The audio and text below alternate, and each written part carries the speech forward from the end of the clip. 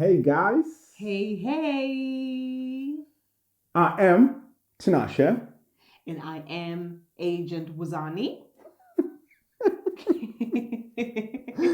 And we are the cheaters. Let's do it properly. Okay, I'm Agent Tinashe.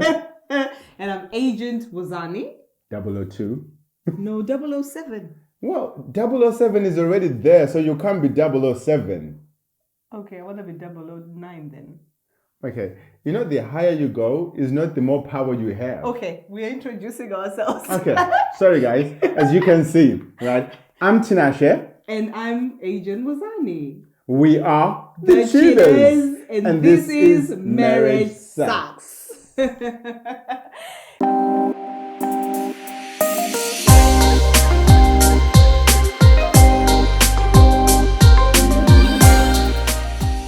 Guys, thank you for coming back to our channel. If you're coming back, and if you are new, welcome to the gang.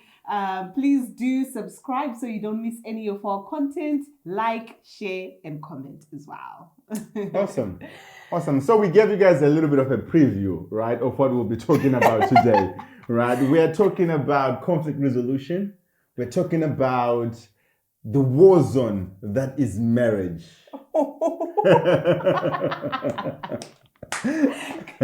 No, don't say it's a war zone, babe. It's kind of like a war Marriage zone. is beautiful. I'm going to reframe what Tinashe said. Marriage is beautiful. But you know, like, it's beautiful like a rose, yeah? So a rose has thorns. And then sometimes when you touch it, you get pricked a little bit. And those thorns are like things like arguments that you get. Do you want me to be honest with you? Marriage is full of losers and winners. Somebody gotta lose, somebody gotta win. But anyway, between the two of us, who do you think is more argumentative? Or who's always ready to start a fight? I don't think there's either one of us are always ready to start a fight. But I feel like you're more... You're more like the thorn on the rose. Wow. So it's easy to get pricked when it comes to you. And okay. I don't think I am though. I think with you, I don't think you're argumentative, but you can be short, especially when I'm being sarcastic. Like you hate sarcasm. I hate your sarcasm, babe. Oh, so you hate my sarcasm? It's like a Tinashe thing. Yours is just so like sarcasm can come here and there, but you can be sarcastic all day, every day. And sometimes I can't deal with it. I've actually toned it down though. When I'm dealing with you, in general, no, I haven't. But when I'm dealing with you, I've kind of toned it down. Who do you think between the two of us is more willing to back down in a fight? Me. You? Really? Mm. I think me. No. Okay. Do you remember our first fight after the wedding? Of course. Do you? Yeah. Okay. How far? Paint a picture for us. How far after the wedding was that fight? And what was the fight about? Do you remember? I think it was 3. I know it was exactly 3 weeks. Was it 3 weeks? 3 weeks. I thought it was sooner than that. No. It was 3 weeks. And we didn't speak for 3 days. 3 days straight. It's a war zone. And yeah, we slept in separate bedrooms actually. Did we? Yeah, like I think I was in the bedroom and then you were in the guest room. Oh wow. I vaguely remember parts of that. I don't fully remember because I'm blessed. I let things go, guys. She clearly hasn't. She's still holding on to it. No, I just have a great memory. So during that first fight that we had, right, and it's 3 weeks into it, what talk to me. What was your state of mind? How were you dealing with things? How were you processing it? What were you thinking? I almost had like a major panic attack. Well, you kind of did have a panic attack. You actually had a panic attack. Don't I'm just saying. I don't appreciate you saying my business to the world. Okay. Say my business, though. Don't say my business. I almost had a panic attack. Okay, And let's then. leave it at that. So the argument, to be honest with you, I think it was something really silly that we blew out of proportion. Because there were egos around, no one would back down, no one would apologize. And we actually did call our pastors. We called our pastors. 3 weeks into it. You were like, it ain't working. I think for me anyway, yeah, you were right. I did have a panic attack because it was 3 weeks into our marriage. And I thought, oh my goodness, before, like when we were still dating and would argue, you'd be at your house, I'll be at my house, and we stayed like 2 hours apart. It would be over the phone, so we had that space. But then all of a sudden, our house wasn't big, and it was the two of us, and we're arguing and we're not talking. And you know, the environment in a household when you're not talking is like, it's very toxic. it's very, very There's toxic. so much tension. The tension, you could almost cut it with a knife. And for me, it was like, okay, so I'm in this space with this person that I'm supposed to spend the rest of my life with. And like, we're not talking, things are not going well, and I can't go anywhere. Like, I'm not going anywhere. And how are we gonna work through this? And this is why I had that panic attack, because I remember sitting in the guest bedroom on the bed, and I was thinking, what the hell am I doing in this place with this person? We don't know each other, we don't understand each. Of course we knew each other, but at that moment it's like, this version of this person that I've just seen is not right. And I felt so stifled, I felt so suffocated, and so I had a mini panic attack. Oh wow. Yeah. For me, right, I genuinely don't remember what the argument was about, but I remember thinking, why is this small thing being blown out of proportion, right? And with arguments, there's then that element of, oh, you can't talk to me like that. That whole ego kicks in. Oh, who do you think you are talking to me like that? And vice versa, right? So our egos clashed, and we are both alphas. We are both very strong personalities and all that. So those clashed head on, right? Do you remember I actually had to leave work? And then you followed me to work. And drove to your workplace.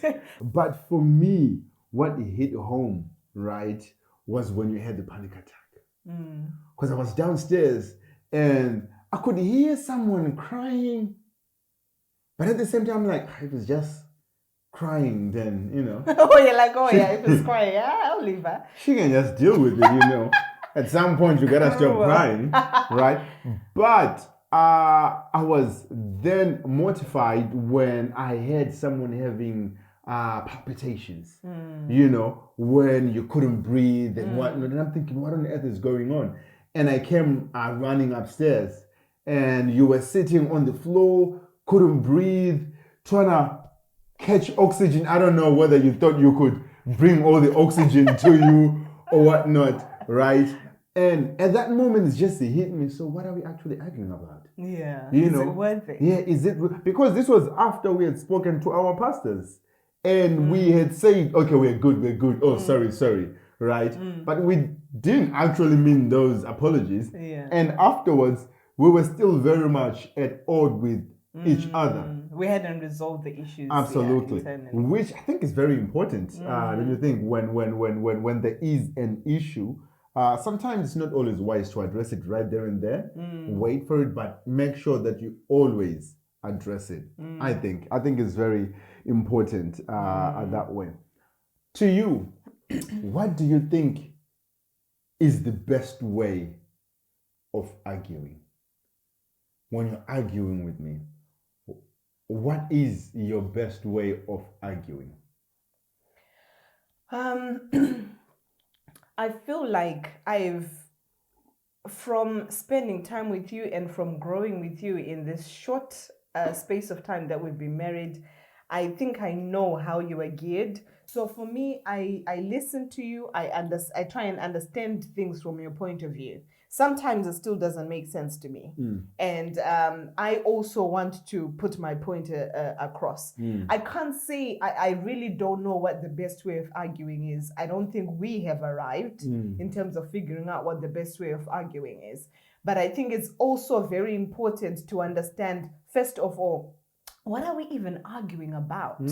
Is it worth us arguing, or is it something that we can let go? So if there's a major difference in opinion in something that is huge, I would stand my ground, and likewise for you. But then sometimes I have to step back and think, what is this? And is it all worth it? And if it's not worth it, let it go. So I think from my stance, the best way of handling conflict is just putting it on there. So don't forget emotions, forget everything else, put it on a table and just think, right, what is this that we're arguing about actually? And is it worth us spending our time doing this, or is it not?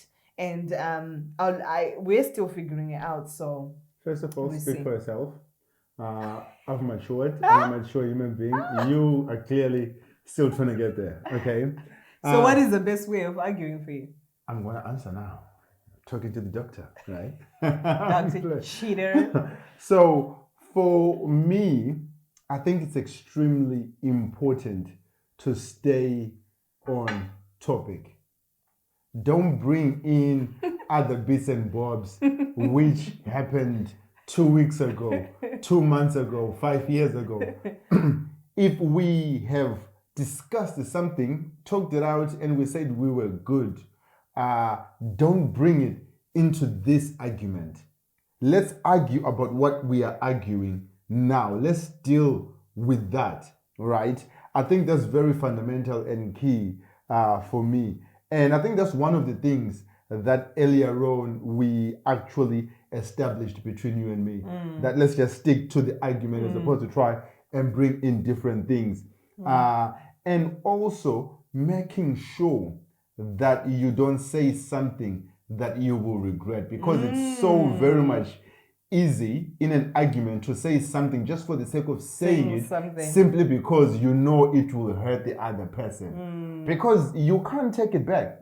Some of these things you can't take them back, but it's already out there. Even if you make up, I will always know you once said A, B, C, D. I think for me, those are the main ground rules that I have when arguing. Because arguing is necessary. We can't pretend that married couples don't argue. And sometimes it's a healthy, because you get to see and learn what the other person is feeling and what they're thinking, right? But sometimes there are elements when it's unhealthy.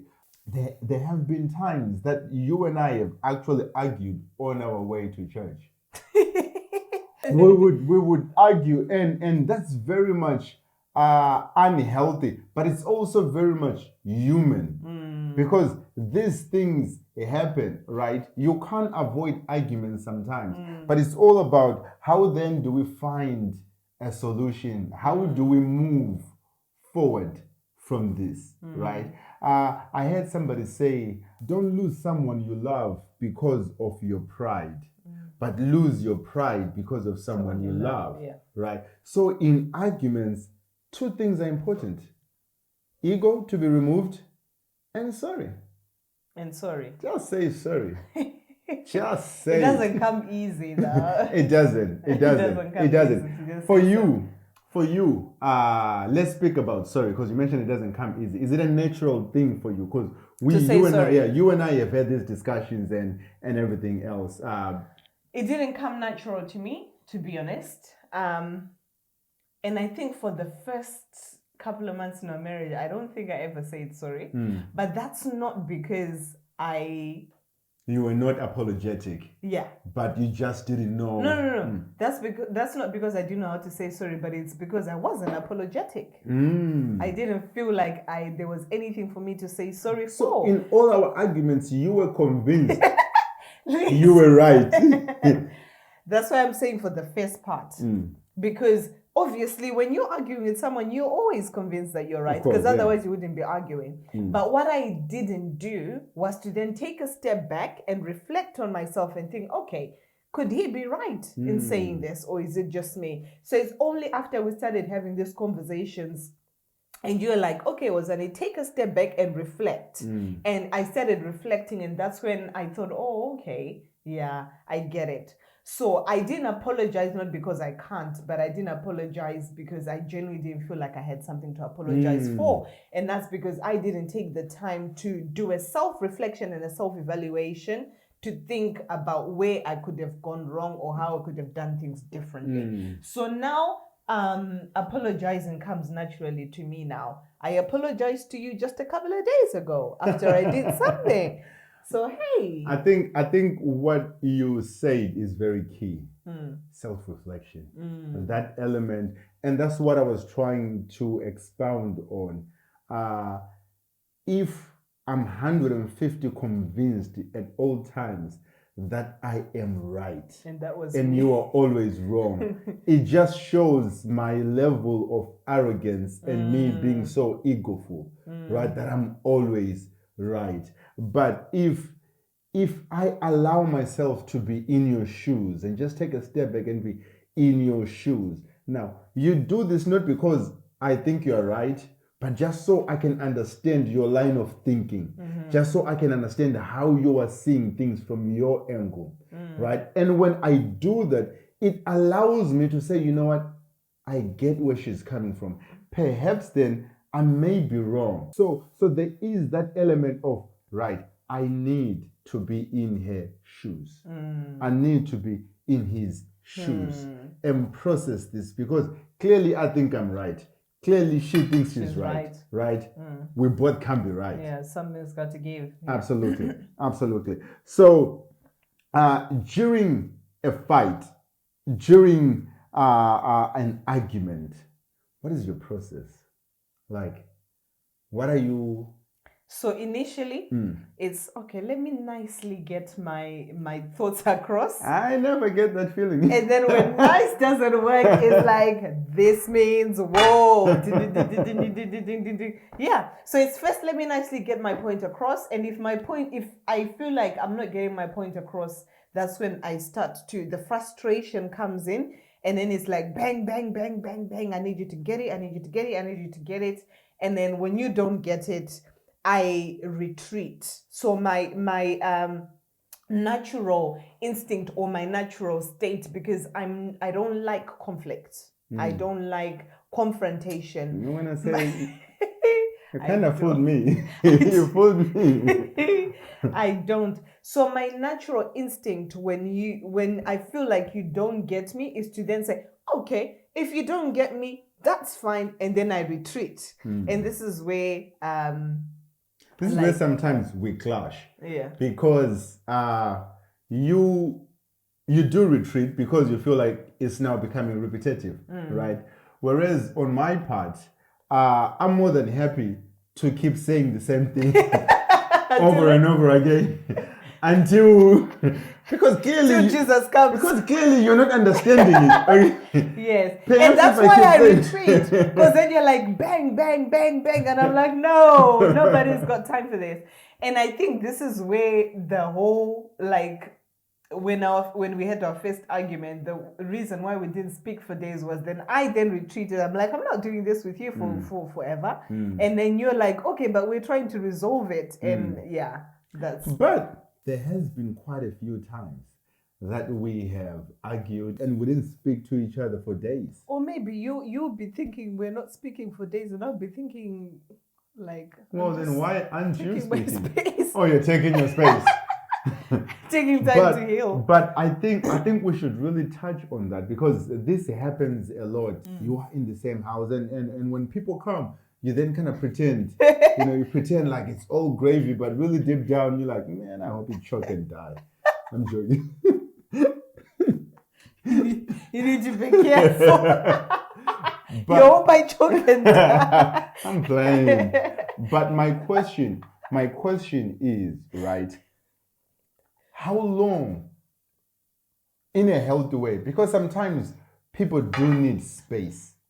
How long should that space? Okay. There's a difference between giving each other space and not talking. Okay. Yeah. So I read once, I can't remember where I read it, or was it a marriage seminar that I listened to, where they were saying a lot of times when people argue, after people have argued, like the silent treatment just comes into play. So I'm gonna give you the silent treatment. And they describe the silent treatment as a form of abuse. Oh, wow. Yeah, and that hit home for me. And they were saying that you're leaving the other person's mind to wonder and think, okay, so what's going on with us? How are we going to resolve this? Are we together? Are we not? Are we ever going to be okay? And so that's playing at someone's emotional feelings over an extended period of time. And so that's a form of abuse.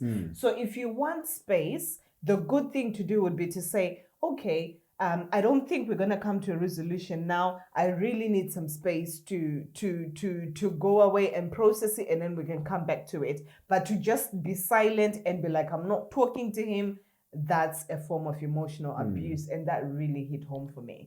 So I think to answer your question, I think I don't know however long, depends on the people, but as long as there is communication and you're both aware of what is happening and you both know that, okay, after this period of time where we're giving each other space, we're going to come back and we're going to resolve our issues, as opposed to just leaving someone hanging and wondering where they are and where they stand. That's really great. That's really, really awesome. But I think practically it probably doesn't work. At least to begin with, until it becomes the norm for you guys. Because I can imagine when we are arguing, and we are not agreeing, it's, back and forth, there is no way that either one of us care enough to say, well, I'm just going to take a little bit of time off for myself. Okay, sweetheart, we'll come back to it in the middle of Let's an put argument. a pin on that, But you can. This is why maturity is so important in a relationship. You need to be mature enough to see past like an argument is just a moment. And, moments, they're passing, they're fleeting. And there's the next thing that's coming. So if you want to leave and delve and make a bed and lay there and sleep in a moment, then that's a sign of immaturity to me. So you have to mature in the way that you do things. You have to mature in your relationship, and you have to mature in your conflict resolution enough to say, can we leave it for now and come back to it? What is the best way of diffusing the after fight tension, the after fight silence? What's the best way of diffusing that? This is a kid's show. I can't say.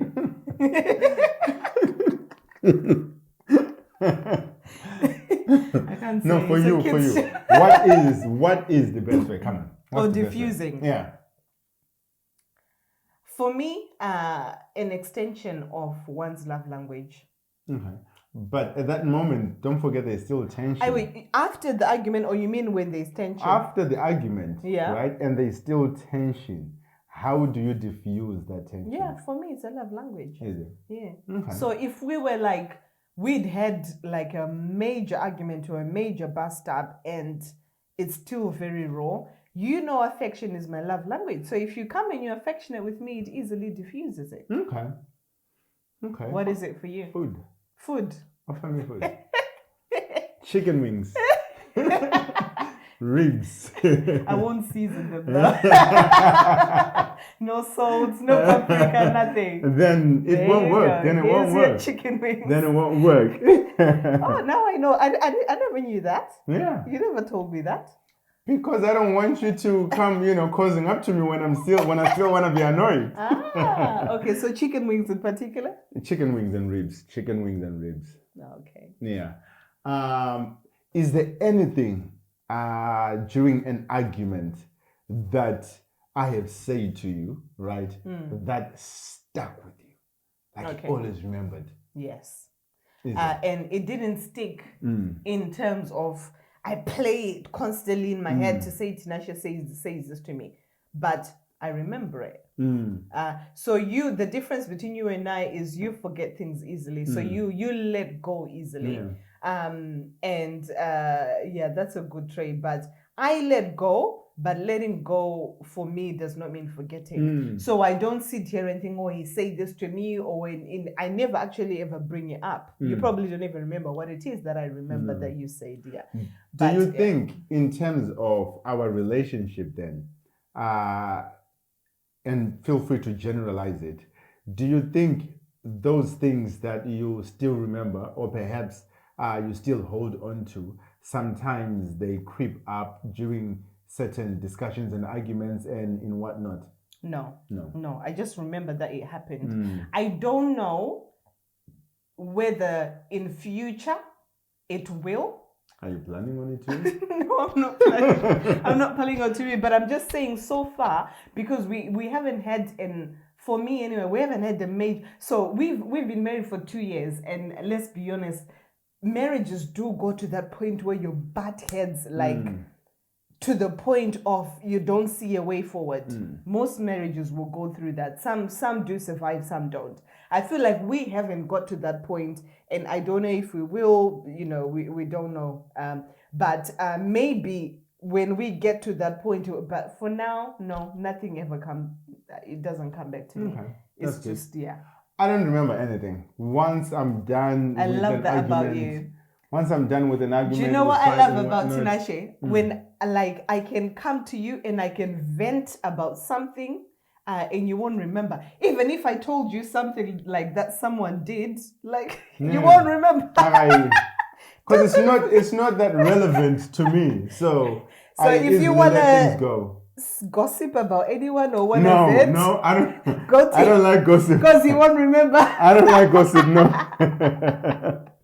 Of course, I'm kidding. We mentioned this at the beginning, right? When we spoke about our pastors and whatnot. Yeah. Do you think in a relationship, in a marriage, we need to have a referee? And basically, by referee, what I mean is someone or a couple, trusted individuals that when you guys strongly disagree, you go to, and whatever they say, you respect it and you go with it, right? One of the things that I really wanted to make sure is that whoever I was going to marry had like someone that they were submitted to as a voice of reason. So if it ever came to a point in our marriage where we really butt heads and we could see no way forward, we could really go to someone who they can listen to.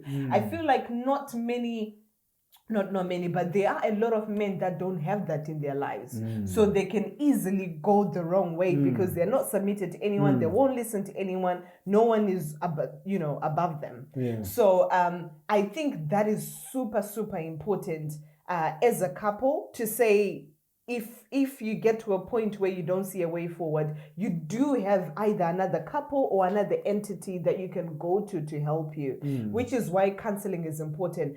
I'm all for professional counseling as well, but I think outside of professional counseling, it's important to have the people that you can go to and they can really help you, and you are able to listen to them and respect them and allow them to guide you in the right direction. So absolutely. So as a perfect example, when we started the conversation, we mentioned that when we had that bust up 3 weeks into our marriage, we then had to call our pastors because we were like at loggerheads. There was no way forward. And our pastors really helped us.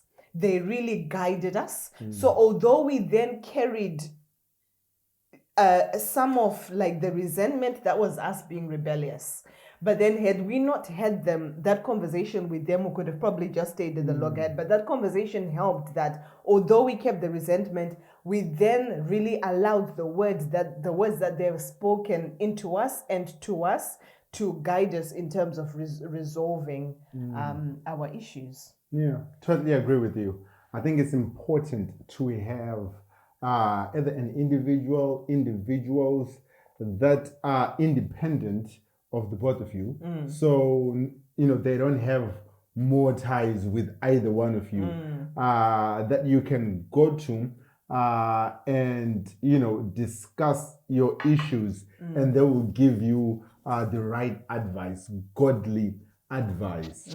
And those have to be trusted individuals, individuals that have been tried and tested.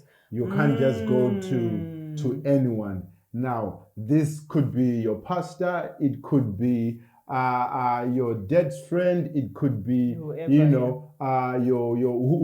it is within your circles that you can go to, who want to see you win in your marriage. And that's very key, right? These are not individuals who end up gossiping, talking about. Because I know of a lot of people that have been hurt by people they trusted and confided in, and then they went and said their issues. So what you're saying about that element of trust is very important. Absolutely. So yeah, it's very, very important.